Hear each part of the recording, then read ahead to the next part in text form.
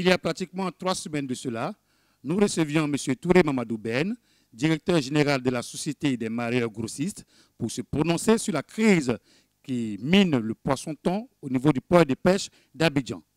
Au cours de cet entretien, 2 personnes ont été citées comme étant les instigateurs de cette crise.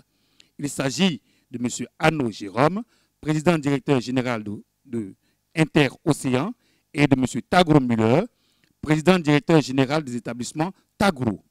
Dans le souci de l'équilibre de l'information, nous recevons ces 2 personnalités pour nous dire leur part de vérité.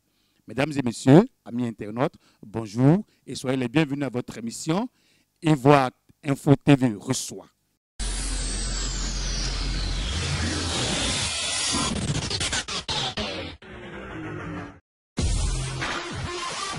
Bonjour M. Tagro. Bonjour M. Seka. Alors comment vous allez? Dieu fait grâce, ça va bien. Monsieur Arnaud, bonjour. Bonjour M. Seka. Comment vous allez? Très bien. En tout cas, merci à vous deux de nous recevoir, car nos téléspectateurs ont soif de la vérité concernant la crise qui secoue le poisson-thon au port de pêche d'Abidjan. Alors, d'entrée de jeu, nous allons chercher à vous connaître. Je vais aller à ma droite. Qui est M. Tagro? M. Tagro est ivoirien, chef d'entreprise au port autonome d'Abidjan, plus précisément sur sa plateforme de pêche. Je suis responsable gérant des entreprises Tagro lui-même. Alors, depuis quand vous avez eu l'idée de créer cette entreprise? Il faut dire que j'ai d'abord traîné ma bosse dans le port de façon informelle depuis 2000, où il était question du tiers en son temps qui avait été mis en place par le ministère des Ressources animales et halieutiques d'alors. Donc c'était ce tiers-là que nous vivions. Donc c'était informel. Et autour des années 2008-2009, M. Moumouni Kassongé m'a approché pour pouvoir travailler avec moi, et ainsi que père son âme Eli Adogoni, tous deux, l'un étant béninois, l'autre malien, tous deux analphabètes, et qui avaient besoin de quelqu'un qui avait au moins le cerveau pour pouvoir mettre leur pensée sur support. Alors, on vous a bien compris. Je vais me tourner maintenant vers M. Arnaud Jérôme. Monsieur Arnaud Jérôme, qui êtes-vous? Je suis le directeur général Inter-Océan. Je suis mareyeur au port de pêche. Le mareyage, c'est nous qui payons le poisson en gros sur les navires, et à notre tour, on vend aux demi-grossistes et aux détaillants. Alors, depuis quand vous avez venu l'idée de créer cette entreprise? Avant 2009. Avant 2009. On était de façon aussi un peu informelle. Et c'est en 2009 que nous avons créé un groupement. Le groupement SGCKD, SMG. Le groupement SMG, dans la Société des mareyeurs grossistes. Donc j'étais le directeur général de ce groupement. Alors effectivement, nous allons parler un peu du président directeur général de la Société des mareyeurs grossistes, qui est M. Moumouni. Alors, comment vous l'avez connu et d'où est venue votre séparation? Okay. En 1995, j'ai travaillé dans la société Castelli Côte d'Ivoire, qui s'appelait CIDC. Et de 1995 en 2000, que j'ai rendu ma démission. Donc, il y a un jeune frère qui était le responsable d'entretien. Il s'appelle Aka Christien. Donc, quand je suis sorti de cette boîte, le directeur général de cette boîte m'a trouvé très intelligent et très courageux. Et il m'a sollicité à travailler avec moi. C'est-à-dire de créer une société à qui on pouvait être en partenariat. C'est ainsi que M. Aka Christien m'a approché pour me dire qu'il a un certain monsieur qui s'appelle Kassongé Moumouni qui venait prendre les rejets à Air en Côte d'Ivoire. Donc avec le contrat, le nouveau contrat que je viens de voir à Aaron, il me demande pardon de travailler avec ce dernier. Vous avez eu quel contrat, quel nouveau contrat à Aaron? Donc en fait, il y avait un tonnage très important et il y avait beaucoup de poissons qui allaient presque 1000 tonnes et le poisson était vraiment salé, ça ne respectait pas les normes. Donc le DG m'a confié cette responsabilité de pouvoir évacuer, comme on appelle cette cargaison. Cette cargaison. Oui, oui. Donc c'est ainsi que M. Christian m'a approché et il m'a dit qu'il a un ami qui s'appelait M. Moumouni Kassangue. Il me sollicitait à travailler avec ce dernier. Donc voilà comment lui et moi on s'est connus. Ok, c'est bien compris. Alors, M. Tagoro, comment est-ce que vous avez connu M. Moumouni et d'où est venue aussi votre séparation? Je disais tantôt que M. Moumouni m'avait approché. Vous savez, après les études, après avoir travaillé à Saga, à Côte d'Ivoire, en l'occurrence à Pakossi, en face de la mort du CHU de Trécheville, où j'étais le responsable du personnel temporaire, c'est-à-dire les contractuels.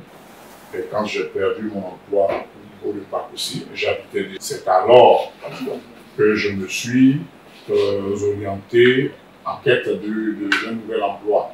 Et j'ai découvert le port de pêche. Et arrivé sur place, par mon élévation d'esprit, j'ai pu réunir tous les Ivoiriens qui étaient déjà dans la filière à l'époque pour créer un groupe et faire adhérer ce groupe-là à un syndicat qu'on appelait UCAO. Parce qu'il faut dire que le problème qui mine la filière ne date pas d'aujourd'hui. À cette époque-là, pratiquement, les Ivoiriens étaient carrément et simplement manœuvres des étrangers dans la filière. Et donc, vous avez travaillé avec vous? Et quand je suis arrivé, quand j'ai réuni ces Ivoiriens ensemble, quand on a formé le groupe, notre voix a commencé à porter. Et parce que plus tard, j'ai compris que pour disloquer ce groupe-là, Moumouni m'a approché pour venir travailler avec moi. Mais en vérité, c'était à l'esprit de vouloir casser le groupe que j'avais formé pour le soutien de l'intégration des Ivoiriens. Alors donc, d'où est venue votre séparation?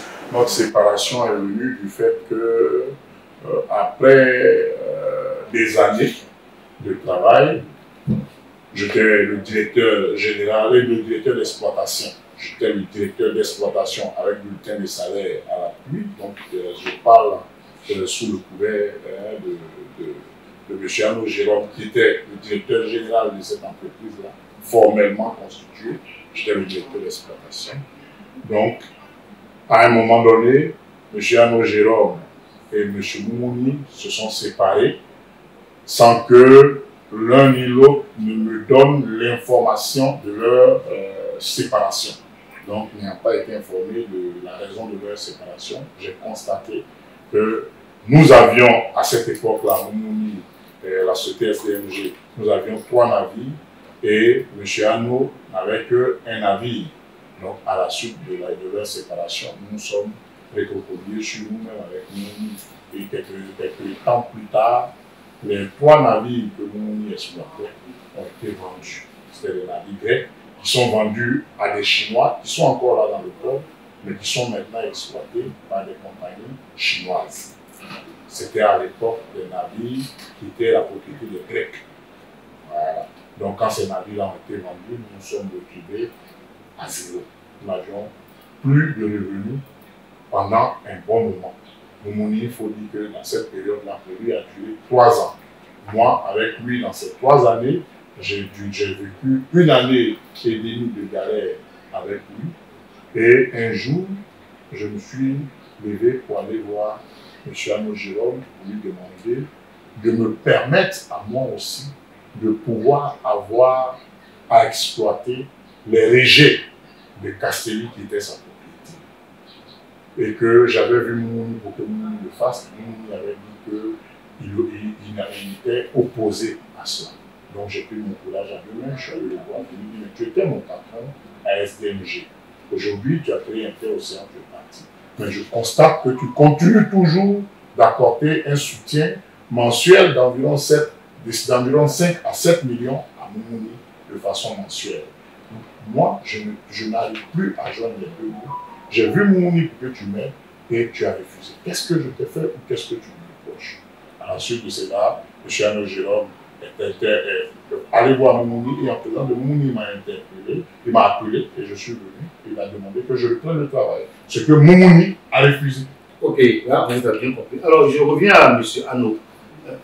Qu'est-ce qui a été le déclic, mais qu'est-ce qui a été à la base de votre séparation avec M. Moumouni? Ok. Étant le directeur général de la société SDMG, tout allait très bien. Je dirais que quand j'étais aux affaires, chacun de nous a pu avoir un peu pour pouvoir, comme on appelle, se réaliser. Et une année, je partais voir mes enfants aux États-Unis, au Canada, qui faisaient des études dans ces pays-là. Et c'était la période où on débarquait beaucoup le photon. Donc, c'était tellement beaucoup qu'on mettait tout au frigo sous Jeff. Donc, j'ai demandé la permission à mon collaborateur Moumouni et je suis monté sur les États-Unis. Et un jour, Moumouni m'appelle pour me dire que le frère Arnaud, j'ai eu, comme on appelle, un immeuble à Makori, Ramblay, et que je compte régler, payer ça pour toi et moi. J'ai dit, je suis hors du pays. Mais pour payer ces genres de trucs, est-ce que tu as soldé les navires? Puisqu'on était en groupement. Il avait ses navires, moi aussi j'avais mes navires. Donc c'est des crédits que les amateurs nous donnaient. Et après une longue période, on essaie de solder, comme on appelle la marchandise, comme on appelle livrer. Moumouni me dit, il n'y a pas de problème. Et que de considérer comme c'est fait. J'ai dit, bon, tu peux payer. Et puis, arriver en Côte d'Ivoire, on verra combien tu me dois et comment tu vas faire pour régler. Le frère, je descends en Côte d'Ivoire et je vois que Moumouni a payé de son côté toutes ses dettes. Il a même donné avance, comme on appelle, à son armateur. Je constate qu'il y a un trou de presque 200 millions de francs CFA, comme on appelle, à mon côté, alors qu'il n'y avait même pas 1 kilogramme de poisson, comme on appelle dans les chambres froides. Et tous les poissons ont été vendus. Mais de mon côté, il n'y avait même pas 1 kilogramme de poisson, alors qu'il y avait un trou de presque 200 millions. Donc, j'ai convoqué une réunion de crise rapidement pour savoir ce qui se passe au juste. Et Moumouni, avec sa comptabilité, ils vont chercher les crédits antérieurs pour des gens qui sont déjà morts, les gens qui n'existent plus, et il y a d'autres même qui ont fui le pays, et que si on réunissait tout cet argent, ça pouvait boucher le trou, moi, de ma compagnie. C'est ainsi que j'ai pris la décision pour dire que c'est plus que criminel. Donc, M. Moumouni, trop c'est trop, vous pouvez travailler, et puis, comme on appelle, moi aussi, je travaille de mon côté. Voici où est partie notre séparation. On vous a bien compris. Alors, on nous parle d'une crise qui secoue le secteur du poisson-thon au niveau du port de pêche. Qu'en est-il exactement, M. Arnaud? Ok, je vous disais de suite qu'on était en groupement les Moumouni. Nous, tout allait bien. En fait, quand les Asiatiques viennent en Côte d'Ivoire, ils sont différents des Français et les Espagnols. Et ils ont plusieurs contacts. Ils peuvent appeler, je donne un exemple, Tagro, pour dire je viens avec mon poisson, ma marchandise, je vais te donner à 600. Monsieur Arnaud, je veux payer à 500, je te vends à 600. Donc, ils connaissent notre tête. C'est ainsi que nous avons créé, comme on appelle, ce groupement, pour que, comme on appelle, quand un Asiatique arrive, qu'il appelle, je donne l'exemple, monsieur Tagro, pour dire j'ai du poisson, monsieur Tagro, en concertation, on lui donne un prix, pour dire que c'est ce prix. Il appelle Jérôme, c'est la même chose. Donc, ils ont compris que les Ivoiriens étaient vraiment soudés. Ils sont obligés de nous donner le poisson au prix que voulu. Voilà comment nous travaillons. Et que quand il y a eu, comme on appelle, la séparation avec Moumouni Kassongué, il ne faisait rien, comme le frère Tagro l'a dit. Mes collaborateurs même ne voulaient même pas à ce que je lui donne quelque chose. J'ai dit, je connais le passé, on a travaillé ensemble. Pourquoi laisser ce monsieur mourir? Moi, je prends sur moi, chaque fin du mois, lui donner quelque chose. C'est ainsi que j'ai beaucoup fait. J'ai beaucoup fait. Malheureusement, quand tu ne connais pas la mentalité de quelqu'un, un jour, ma mère était gravement malade, où on l'évacuait sur Abidjan. Et les médecins m'ont dit de venir payer une caution avant comment on appelle, de pouvoir, comment on appelle, faire l'intervention de ma mère. Et j'ai un ami qui s'appelait Jean. Je lui donne l'argent, je mets dans une enveloppe, une somme de 5 millions de francs CFA, d'aller remettre à Moumouni parce que j'ai une urgence. Et quand je suis parti, régler tous les problèmes, après, à ma grande surprise, quelqu'un me signale que M. Kassongué Moumouni, et avant son inspecteur, où il faisait ses 3 bateaux en complicité, ont envoyé un courrier chez mes Coréens pour leur dire que le poisson que nous payons moins cher, 400 francs, et que lui, il ne travaille plus, peut payer le poisson à 700 francs. Donc, pendant ce temps, j'avais plein de tonnage à la chambre froide. Dans ma chambre froide, les Coréens m'ont envoyé un courrier. Je leur ai dit que de 400 à 700, il y a une différence de 300. C'est-à-dire que même le prix d'achat ou même le prix de vente, je vais me retrouver à une perte, puisque à son temps, on vendait le poisson à 650. Mais là, comment est-ce qu'on s'est retrouvé à la crise? Comment est-ce qu'on s'est retrouvé à la crise? Bon, il n'y a pas de... Quand vous dites qu'il y a crise, il n'y a pas de crise. Il n'y a pas eu de crise. La crise, il y a toujours la marchandise qui arrive. Mais quand la marchandise arrive avec le prix vraiment très cher, au lieu qu'on va payer autant où on payait à 400, ils ont monté à 800 francs ou à 850. Donc, voilà que maintenant la population ivoirienne n'arrive pas à se nourrir. C'est-à-dire que maintenant, le garba avant, avec 200, 300, on arrivait à se nourrir. Maintenant, il faut au minimum 500 ou bien 1000 francs pour pouvoir payer tout et tout. Et que quand le bateau, puisque nous, on avait, avec ce prix-là, on s'est reculé pour dire qu'avec ça, on ne pouvait pas s'en sortir. Quand ils vendent le poisson cher, et après, ils mettent d'autres au frigo, et ils attendent qu'il y ait pénurie pour pouvoir encore vendre plus cher. Ils vont jusqu'à 1400, 1500 francs. Voilà. Alors, M. Tagro, on nous parle d'une crise du poisson-thon au sein du port de pêche d'Abidjan. Qu'est-ce qu'il en est? Ben, la crise est réelle. C'est une crise de prix. Parce que les prix ont flambé suite à la séparation de Jérôme et de Moumouni et de l'aspiration de Moumouni à vouloir tout le coup avoir du marché. Du coup, ce dernier est rentré en spéculation sur tous les navires qui existaient, ce qui a fait flamber les prix, les coûts du poisson en Côte d'Ivoire. Et le marché, c'est l'offre et la demande. Tu ne peux pas dire à quelqu'un qui a une marchandise que tu vas l'acheter au prix fort et il va refuser de te la vendre pour vendre ça à un prix faible. Donc, tout le monde a accepté de voir ces prix à la hausse et on a offert à celui-là qui achetait au plus fort et nous aujourd'hui. Ce qui a eu pour conséquence nos écrits à l'État de Côte d'Ivoire pour dénoncer cet état de fait. À la suite de nos écrits, l'État de Côte d'Ivoire a pris un décret signé du président de la République. Et quand le président de la République a signé le décret, ce décret n'a pas été suivi.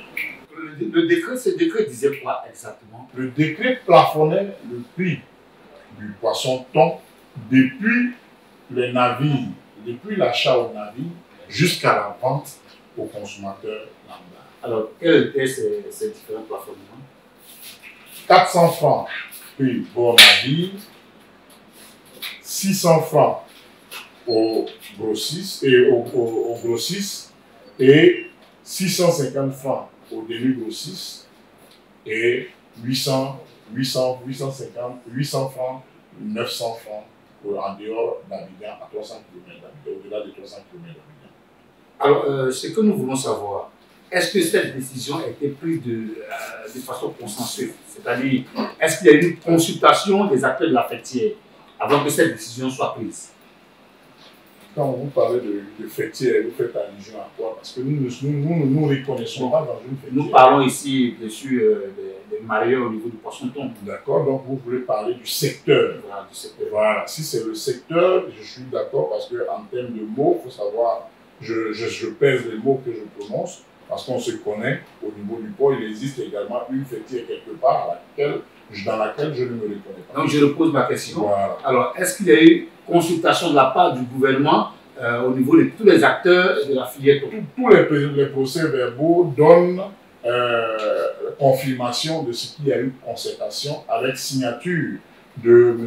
Touré Mamadou que vous avez croisé en premier, présent à ces concertations de visu. Je l'ai vu comment on appelle, à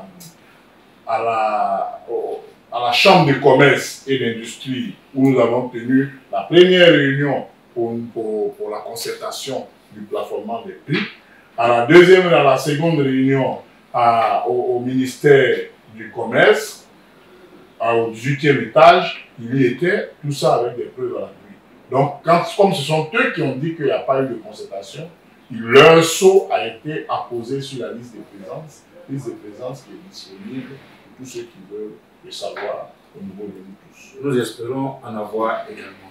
Alors, monsieur Jérôme, la même question vous revient. Est-ce que le gouvernement a pris soin de consulter tous les acteurs? Oui, mais bon, bien avant, je vais vous dire une chose. Vous savez, quand M. Kassongué Daouda Moumouni a grimpé le prix du faux poisson à 800 à 900, et ça touchait aux usines. Ça touchait aux usines. Au moment où on se plaignait avec les écrits au niveau du ministère des Ressources animales et halieutiques, au ministère du Commerce, les usines ont écrit à l'État du Côte d'Ivoire pour la flambée du prix du faux thon, raison pour laquelle ils n'arrivent pas à avoir du bon poisson pour pouvoir industrialiser. Si rien n'est fait, ils vont fermer et des milliers de personnes vont aller en chômage. L'État, voyant le sérieux de cette affaire, a instruit le ministère du Commerce et le ministère des Ressources animales et halieutiques à mener les enquêtes. Et ce sont en menant ces enquêtes qu'il y a eu plusieurs ateliers, séminaires dont M. Tagro est en train de vous dire. Et il est sorti de cette enquête que s'il n'y a pas de plafonnement des prix, les usines ne pourront pas travailler. Il faut plafonner le prix pour ne pas que l'armateur puisse vendre, comme on appelle, le bon poisson, comme on appelle dans le faux poisson. Puisque l'international, je donne un exemple, il arrive des fois, le bon poisson peut coûter 600 francs à 650. Mais si, comme on appelle ce cartel, veut payer à 800, 900, que l'armateur envoie 1000 tonnes, il déclare seulement 200 tonnes à l'usine et le reste du poisson, il vend comme on appelle aux marailleurs. Donc l'État a pris, comme on appelle, le décret et puis l'arrêté. Et donc tout le monde était content, mais croyant sur la bonne foi de tout un chacun, peut-être que ce n'est pas une légèreté, c'est comme le gilet blanc quand tu vois, on dit sur ta bonne foi, on va voir, et le décret n'a pas été respecté. Alors, le décret n'a pas été respecté. Et quel a été l'impact de ce décret, sinon de cette décision du gouvernement sur vos différentes activités? Je vais continuer avec vous. Ça a beaucoup joué sur notre activité, ce qui fait que ça fait des mois où tout le monde est en chômage technique. Je vous donne, comme on appelle, quelques exemples. Interocéan, c'est lui qui travaillait avec les bateaux français. On a au minimum 6 navires tonniers. Et la signature de ce décret, d'autres mareyeurs sont allés voir les armateurs pour dire que c'est notre équipe qui est à la base de la signature du décret. C'est qui la vérité? Notre équipe qui est à la base de la signature de la... Je ne sais pas ce qui est la vérité. La vérité, c'est que, je vous ai dit, les usines qui employaient aussi des milliers de personnes, à un moment donné, voulaient fermer. Et la population pauvre, les pauvres qui consommaient le poisson garba, ceux qui avaient 200, 300, aussi ne pouvaient pas, comme on appelle, se nourrir. Quoi qu'on dise, je suis un Ivoirien, je suis dans un pays. Et la politique du président de la République que je salue, c'est de nourrir, comme on appelle, sa population. Ah, donc, on vous comprend. Donc, quel était l'impact de cette décision sur... Mais comme je vous disais, donc, quand les bateaux français ils sont allés faire le rapport, que c'est Arnaud Jérôme qui est, comme on appelle, à la base du décret, et que si les bateaux me donnent, comme on appelle le poisson, moi je vais aller, comme on appelle, décrier les différents prix qu'on me donne. Donc, l'armateur ayant peur, quand il arrive, il préfère donner à d'autres personnes, je dirais que les frères étrangers, que tu donnais à Arnaud Jérôme parce qu'il se méfiait de moi. Alors, il donne un prix différent du prix plafonné. C'est ce que je pense, mais moi je n'ai jamais eu de problème avec l'armateur. L'armateur aujourd'hui où je vous parle, vous pouvez aller demander à CNB qui consigne les bateaux si Interocéan a eu un petit problème avec l'armateur, non. Et sans même pas écrit, un jour je vais au port, à l'arrivée du bateau, on s'est apprêté pour travailler. Il dit, monsieur Arnaud Jérôme, veuillez nous excuser, mais on met nos poissons, comme on appelle, à la chambre froide. Et à ma grande surprise, quelques jours après, je vois que les mêmes gars là, ils font sortir, comme on appelle, pour vendre tout et tout. Donc voilà l'impact que, comme on appelle ce truc-là, comme on appelle, le décret nous est causé. Alors, M. Tagro, quel a été l'impact de cette décision gouvernementale sur votre activité au sein du club de pêche? L'impact que cette décision gouvernementale a eu a été de nous mettre au chômage. Comment? Malheureusement, cette décision qui était salutaire pour nous a eu pour effet de nous mettre en chômage. En ce sens que les amateurs ne voulant pas appliquer la décision et les étrangers malheureux au port de pêche acceptant de fouler au pied le décret du président de la République achetaient ce poisson-là à un prix fort. Achetaient ce poisson à un prix fort, au prix de 800 francs, 850 francs. Et ils le vendaient sur le marché à 1000 francs, 1250 selon qu'il y ait affluence ou pas. Du coup, nous qui avions voulu acheter le poisson selon qu'il est convenu dans le décret de plafonner l'achat à 400 francs, les amateurs ont refusé de le vendre. Et les navires que nous détenions, ces navires-là, nous ont purement et simplement été arrachés par ces étrangers parce que offrant le prix fort. D'où le désavantage de ce décret qui pour nous était sanitaire, nous a mis en chômage. Alors, pour tous ceux qui viennent de nous prendre en marche, sachez que vous êtes à votre émission Ivoire Info TV Reçoit. Vous pouvez nous suivre sur tous nos canaux de diffusion, à savoir notre page Facebook, officielle Ivoire Info TV, notre page YouTube, officielle Ivoire Info TV. Alors, monsieur Anou, vous êtes vraiment impliqué dans beaucoup d'histoires. Chèque impayé à la Carina. Vous devez près de 2 milliards à une entreprise coréenne appelée Panofi. Vous devez également de l'argent à une entreprise française. Vous avez perdu aussi un procès face à une entreprise italienne à qui vous devez payer pratiquement 600 millions. Qu'y a-t-il exactement? Je suis fort étonné d'attendre ce que vous venez de dire. Je ne dois à personne. En tout cas, c'est ce que nos enquêtes révèlent. Oui, je ne dois à personne. Pourquoi je vous dis que je ne dois à personne? Quand quelqu'un doit une somme à cette hauteur, je pense que la police est là, les tribunaux aussi sont là. Mais pour rentrer un peu dans le vif du sujet, je travaille avec la Carina, avec toutes ces sociétés, et donc Panofi dont vous venez de parler, pendant plus de 20 ans. Et chaque année, il y a au minimum aussi 8 bateaux qui vont à Carina pour des réparations. Je les paye selon la marchandise qu'on vient me vendre. Et c'est sur ça aussi, il y a un accord. Quand j'ai fini de vendre, je verse l'argent à la banque et la Carina encaisse. On est commun d'accord avec la Carina, puisque je suis quelqu'un, je voyage beaucoup. La Carina, des fois, me demande un chèque de soit 200 ou 300 millions, comme je ne suis pas là, et puis après encaisser, si l'argent est dans le compte. Donc voilà comment la Carina et moi, nous tournons pendant plusieurs années. Pendant plus de 10 ans, 15 ans, il n'y a jamais eu d'histoire. Et l'histoire est venue quand le problème de Moumouni a augmenté le prix, comme on appelle, du poisson, et que l'accord que j'avais signé avec les Coréens, ils n'ont pas pu respecter. C'est ce qui m'a amené, comme on appelle, en Corée du Sud, pour aller discuter avec eux. Quand je suis arrivé, quand nous sommes allés en Corée du Sud, on est tombé d'accord, dit que si tu reviens, on va aller sur l'ancienne base. Et quand nous sommes arrivés, ils n'ont pas fait. Et plusieurs ministres ont intervenu dans cette affaire. Le ministre des Ressources animales halieutiques à son temps, le ministre Adjoumani, que je salue. Le ministre Dosso, oui, à un moment donné, comme les Coréens ne respectaient pas leurs paroles, il était obligé de raisonner un bateau, le cargo même au port, et que c'est avec l'intervention du DG du port que le bateau, comme on appelle, a pu bouger.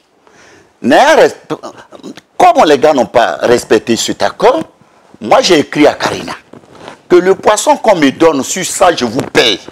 Maintenant les gars ont augmenté un prix et que je ne peux pas payer, donc je vous exhorte de ne pas utiliser, comme on appelle, les chèques. Voilà réellement ce qui, comme on appelle, s'est passé. C'est avec mon accord que la Karina a aussi arrêté. Comment se fait-il que les copies de ces chèques sont retrouvées en griffe chez vos adversaires?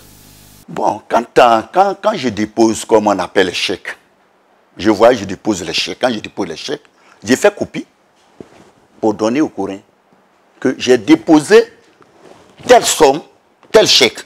Je voyage. Mais vu, quand on vend le poisson, voilà comment les gens vont encaisser pour que l'entreprise de là-bas soit en accord avec la Karina. Et je ne sais pas si vous me comprenez. Parce que je ne suis pas là. Donc voilà où est parti, comme on appelle cette affaire, comme on appelle du chèque. Alors qu'est-ce qu'il en est avec l'entreprise française à qui vous devez près de milliards aussi, de millions? Je vous disais de suite, les entreprises françaises sont consignées par une société qu'on appelle CNB. CNB. Allez vers eux pour leur poser la question si Interocéan doit instantanément. Pour ne pas rentrer dans le secret des dieux, ce que je peux vous dire, c'est que c'est l'entreprise même qui me doit à cette heure-là, avant même d'arrêter de me servir le poisson. Mais je vous donne le chemin, je vous montre le chemin. Allez voir CNB et vous allez leur poser la question si Interocéan doit instantanément. Et qu'est-ce qu'il en est du procès que vous avez perdu avec l'entreprise italienne, à qui vous devez payer près de 600 millions? Quelle entreprise italienne? Nous avons reçu une grosse qui nous dit que vous avez perdu un procès avec une entreprise italienne. Je n'ai jamais eu problème avec une entreprise italienne. Je t'explique, il faut que j'arrive à t'expliquer. J'ai eu un problème avec les mêmes Coréens, à qui il y a un Coréen qui a envoyé ses bateaux à Karina, à hauteur de 200 et quelques millions. La Karina a bloqué parce qu'il n'avait pas les moyens. Et on m'a sollicité. J'ai un collaborateur qui s'appelle Adou Dapa. Il m'a sollicité. Je suis allé à la Karina pour... Kwaku Dapa.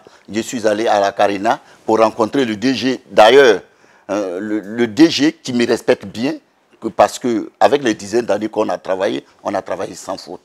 Et il a dit que Jérôme, avec ta caution, je pouvais libérer, comme on appelle ces bateaux. Donc j'ai déposé un chèque de 200 millions. Encaissable. Ils ont encaissé le chèque. Et qu'est-ce que le monsieur m'a dit? Il dit, monsieur Jérôme, dès que vous payez cet argent que mon bateau sort, un mois après, je viens débarquer le poisson pour que vous soyez en possession de votre dû à un prix très intéressant. Parce que sans vous, je n'allais jamais faire sortir mes bateaux. Je vous dis plus de 200 millions.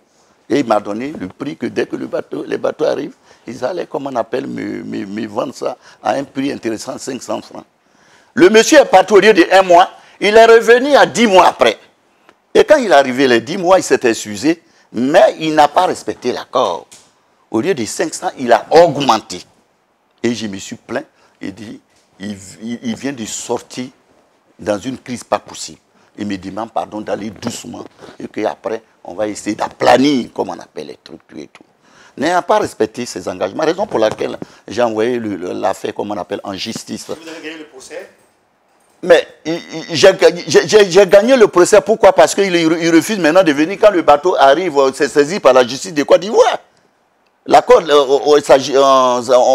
justice de Côte d'Ivoire saisit le bateau pour payer comme on appelle mon argent. Et il y a eu comme on appelle négociation après plusieurs mois avec le frère Kwaku Dapa et mon avocat qui a donné le OK pour dire que si le bateau arrive, il va tout faire comme on appelle pour me régler. Donc voilà ce qui se passe. Sinon, je n'ai jamais eu de problème avec un Italien, c'est avec un autre Coréen qui n'a pas respecté ses engagements. Vous comprenez bien, depuis que vous êtes dans le domaine du poisson, vous n'avez eu aucune convocation de la part de la police économique, la police judiciaire et autres en Côte d'Ivoire. Depuis que je suis né, je n'ai jamais eu de convocation. Depuis que je suis né, il n'y a pas un jour à m'envoyer de convocation parce que je suis toujours dans le vrai. Alors nous allons revenir à M. Tagoulou. Alors M. Tagoulou, est-ce que vous avez votre agrément de cette année pour l'accès au port?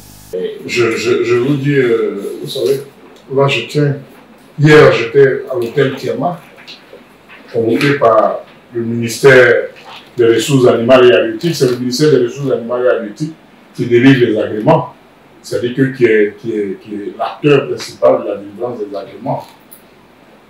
Si je ne suis pas agréé, il ne m'appelle pas comme société agréée. Est-ce que vous avez accès au port toujours? Oui, moi j'ai accès au port toujours. Alors, M. Jérôme, est-ce que vous avez également votre agrément de cette année en cours? J'ai mon agrément aussi. Alors, je vais revenir à M. Tagoulou. Vous vous plaignez souvent du fait que ce secteur du thon soit aux mains des étrangers au détriment des Ivoiriens. Ne pensez-vous pas que nos frères Ivoiriens ont beaucoup dormi sur le laurier pour que les étrangers puissent s'emparer de ce secteur? Non, je ne crois pas qu'on ait dormi sur le laurier. Je crois plutôt que la mentalité de l'Ivoirien par le passé n'est pas la mentalité des Ivoiriens d'aujourd'hui. Avec le temps, la mentalité des Ivoiriens a évolué. Avant, quand on allait à l'école, c'était pour aller travailler tous dans des bureaux, occuper des postes de responsabilité. Aujourd'hui, quelqu'un qui a un BTS ou une maîtrise est payé à hauteur de moins de 500 000 francs par mois. Donc on croyait que c'était l'école qui était la seule porte de réussite. Aujourd'hui, on constate qu'avec ce même diplôme et en exerçant une activité lucrative comme celle que nous sommes en train d'exercer, vous vous retrouvez à plus du salaire d'un docteur, d'un doctorant par mois. Donc les mentalités ont évolué en fonction des réalités.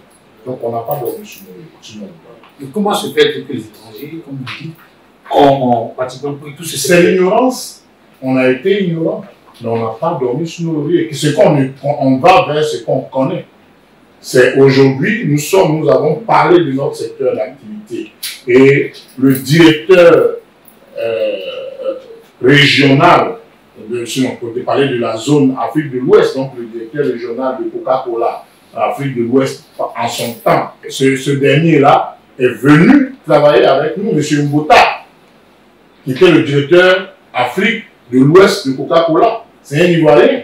Il a abandonné Coca-Cola parce qu'on lui a montré je lui ai montré l'intérêt d'investir dans notre secteur d'activité. Donc les Ivoiriens, ne connaissant pas le secteur, ne s'intéressaient pas. Il a fallu que des éclairés comme nous puissent arriver pour montrer l'intérêt de ce secteur aux Ivoiriens.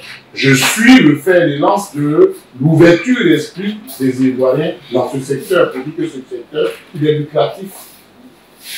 Donc, ce n'est pas ignorance que les Ivoiriens ne s'intéressaient pas par le passé à ce secteur. Sinon, ce n'est pas qu'on est dans le. Alors, M. Anou, il est vrai, les étrangers ont beaucoup investi dans ce secteur. Alors, qu'est-ce que vous comptez faire pour pouvoir amener vraiment vos frères à s'intéresser à ce secteur? Je pense que, comme on a dit, moi, aujourd'hui, ça fait trop longtemps que nous sommes dans ce secteur et il y a beaucoup d'Ivoiriens qui ont fini leur étude et que un secteur juteux comme ça, les autres, l'État de Côte d'Ivoire a regardé ce secteur, a bien structuré pour que nos frères qui sont en chômage puissent, eux tous, une grande partie, puissent opérer dans nos domaines. Parce que nous sommes les anciens. On connaît tout et tout. Et il y a plein de chômage en Côte d'Ivoire. Aujourd'hui, lui qui découpe le poisson, même à au minimum 10 à 15 000 francs par jour, le frère vient de dire que ceux-mêmes qui ont eu le doctorat, leur salaire n'avoisine pas, comme on appelle 500 000 francs. Pour quelqu'un qui découpe le poisson qui a 15 000, 20 000, mon frère, tu sais ce qu'il fait, hein, ce qu'il gagne à la fin du mois. Donc, la Côte d'Ivoire est riche partout. Donc, que les Ivoiriens, l'emploi jeune, vise, comme on appelle, au niveau du port de pêche, parce qu'il y a beaucoup à faire. Il y a beaucoup à faire pour les Ivoiriens. Alors, la question vous revient à vous deux. Vous venez à peine de participer à un séminaire sur le secteur du thon avec le gouvernement. Quelles sont vos attentes? Je reviens à vous, M. Tagoro. Nos attentes ont été contenues dans les résolutions de l'atelier. Ça a été un atelier de 3 jours à l'hôtel Belcote à Massam. Nos attentes ont été contenues dans les résolutions de l'atelier, à savoir la mise en place d'un comité de suivi pour le suivi des décisions étatiques pour que plus jamais aucun décret du président ne soit pris et bafoué par tous les Ivoiriens et nos autorités portuaires. Nous croyons que le président étant le garant de l'administration, ses relais devraient en principe veiller à l'application de la décision du président de la République, ce qui n'a pas été le cas. À cet effet, nous avons demandé dans les résolutions de l'atelier qu'un comité de suivi soit mis en place pour le suivi des décisions que l'État va prendre pour le secteur. Et nous croyons qu'avec les propositions plurielles que nous avons faites durant cet atelier, le secteur va absorber le maximum d'Ivoiriens et beaucoup de chômeurs.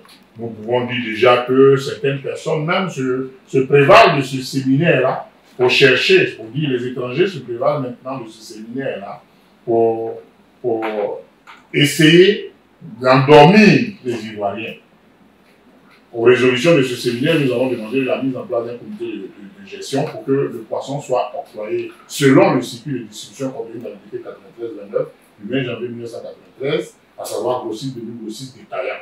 Et ce décret-là n'ayant pas été respecté jusqu'à ce que nous sortions de ce séminaire. Donc aujourd'hui, pendant que nous sommes en train de parler, les producteurs fêtières essaient d'endormir les Ivoiriens et nous appellent, nous tous, pour dire venez, on va vous donner du poisson. Mais ça fait plus de 20 ans que nous crions. Et aujourd'hui que l'État a pris le problème à bras le corps et que nous avons produit des résolutions, ils veulent endormir les gens. Donc je tiens à profiter de votre antenne pour dire aux Ivoiriens, ne vous laissez pas endormir. Parce que nous les connaissons. Ils sont comme le serpent. Vous allez intervenir au niveau de votre mot de fin à ce niveau. Alors, M. Ano, quelles sont vos attentes concernant ce séminaire sur le poisson-thon? Oui, je pense que tout a été dit comme on appelle au séminaire. Nous avons, dans nos doléances, sollicité l'État à créer ce qu'on appelle le guichet unique et puis le comité de suivi.